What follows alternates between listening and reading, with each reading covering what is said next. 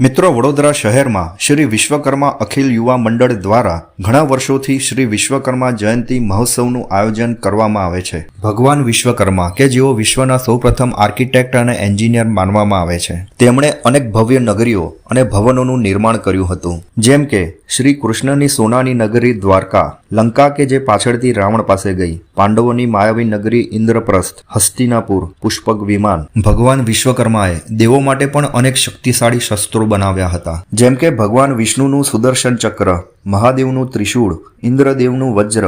મિત્રો, આજના જમાનામાં પણ એન્જિનિયરો, સુથાર, લુહાર, મિસ્ત્રી, શિલ્પકારો અને ઔદ્યોગિક ક્ષેત્રે કામ કરતા દરેક વ્યક્તિ ભગવાન વિશ્વકર્માને પોતાના ગુરુ અને ઇષ્ટદેવ માને છે. વડોદરામાં છેલ્લા 26 વર્ષોથી મૂર્તિકાર અનિકેતભાઈ મિસ્ત્રી તેમજ તેમની ટીમ દ્વારા શ્રી વિશ્વકર્મા જયંતિ મહોત્સવની ઉજવણી માટે ભગવાન વિશ્વકર્માની પ્રતિમા નિસ્વાર્થ ભાવે બનાવી આપવામાં આવે છે. દાદાની પ્રતિમાની સ્થાપના તારીખ 31 જાન્યુઆરી 2026ના રોજ વડોદરાના વાડી વિસ્તારમાં આવેલ ભાટવાડામાં કરવામાં આવશે અને વિસર્જન યાત્રા તારીખ 1 ફેબ્રુઆરી 2026ના રોજ રાખેલ છે. તેના સંદર્ભમાં તારીખ 30 જાન્યુઆરી 2026ના રોજ મૂર્તિકાર અનિકેતભાઈ મિસ્ત્રીના કારખાનેથી દાદાની મૂર્તિનું આગમન કરવામાં આવ્યું હતું.